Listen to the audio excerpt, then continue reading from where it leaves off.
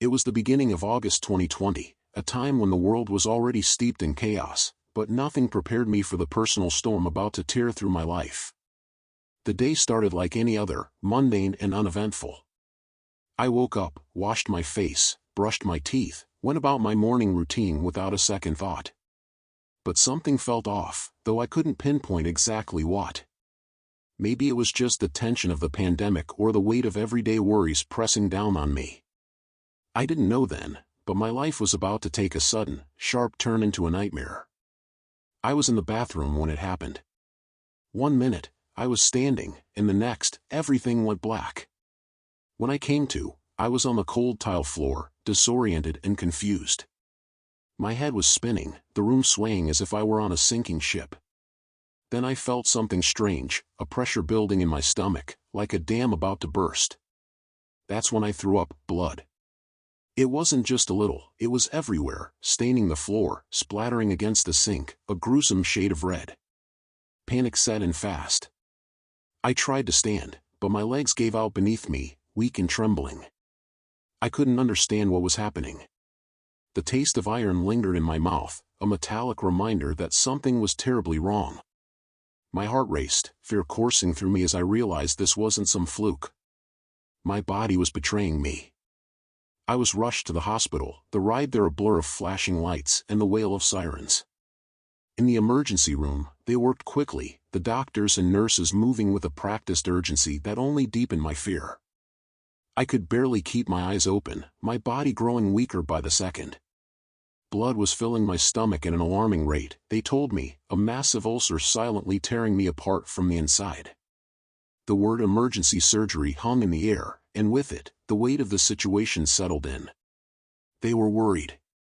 I could see it in their eyes, in the way they whispered to one another when they thought I couldn't hear.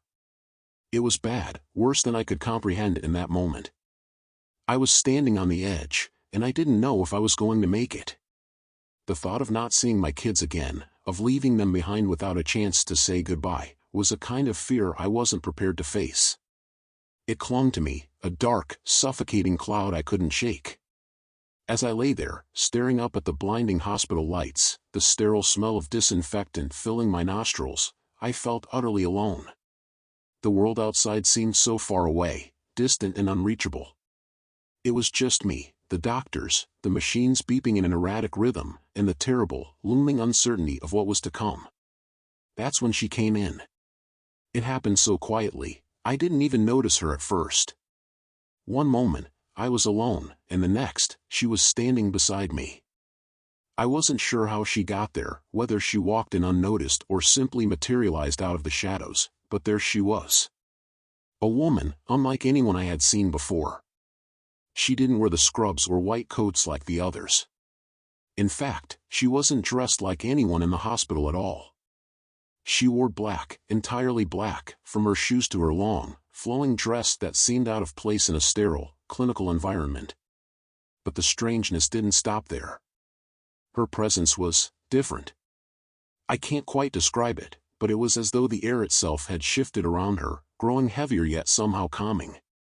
She wasn't a nurse or a doctor, that much was clear, but she stood there with an air of quiet authority, as if she belonged, as if she had been waiting for me all along. "Are you doing okay?" she asked, her voice soft but steady, cutting through the noise of the machines. I blinked up at her, confused by her sudden appearance. I don't know," I mumbled. It was the only honest answer I could give. I wasn't sure if I was okay or if I ever would be again. Her eyes held mine, and in them, I saw something strange, a kind of knowing, a calmness that felt almost unnatural given the situation. She didn't flinch, didn't break eye contact. "Are you scared?" she asked then, and her question cut through me like a knife. I wanted to lie, to tell her no, but the truth spilled out of me before I could stop it. "Yes. I'm terrified," I admitted, my voice barely above a whisper. I had never been particularly religious. In fact, I had spent most of my life firmly planted in the belief that what you see is what you get. There was no higher power, no grand design. But in that moment, fear had stripped away all my defenses, leaving me raw and vulnerable. I just wanted to survive. I just wanted to see my kids again. Can I pray for you? She asked. Her words surprised me. They shouldn't have, but they did. For a moment, I hesitated. I wasn't one to believe in prayers, but I was so desperate, so frightened, that I found myself nodding. Please, I whispered, my voice cracking under the weight of my fear. She took my hand, her touch cool and gentle. She closed her eyes, and though I don't remember the exact words of her prayer, I remember the feeling that washed over me as she spoke. It was like a wave of calm, as if all the fear and panic that had been building inside me had suddenly receded. The world didn't seem as sharp, as terrifying. I felt at peace. When she finished, she gave my hand a final squeeze and looked into my eyes. Everything is going to be okay, she said, her voice carrying a certainty that I couldn't explain. I'll see you later. With that, she left, as quietly as she had come. For the next 17 days, I stayed in that hospital, recovering from emergency surgery. I thought about her often, about the strange calm she had brought with her, about the prayer that lingered in the air long after she was gone. I asked the nurses about her, tried to find out who she was. But no one knew what I was talking about. No one had seen a woman in black, and no one had come to my room before surgery except the doctors. I tried to rationalize it, to tell myself that maybe I was hallucinating, that the stress of the situation had played tricks on my mind. But the truth was, I hadn't been given any medication before she appeared. I was wide awake, painfully aware of every second, every sensation. 3 years have passed, and I still can't shake the feeling that whoever, or whatever, she wasn't just another visitor. She wasn't a nurse or a chaplain, or anyone who could be easily explained. She was something else, something I don't fully understand. I keep thinking about her last words, "I'll see you later." What did she mean by that? Was she a guardian of some kind, or something darker, waiting for the moment when we'd cross paths again?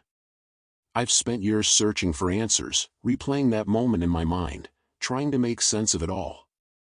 But the more I think about it, the more I wonder, was she real? Or was she something beyond reality itself,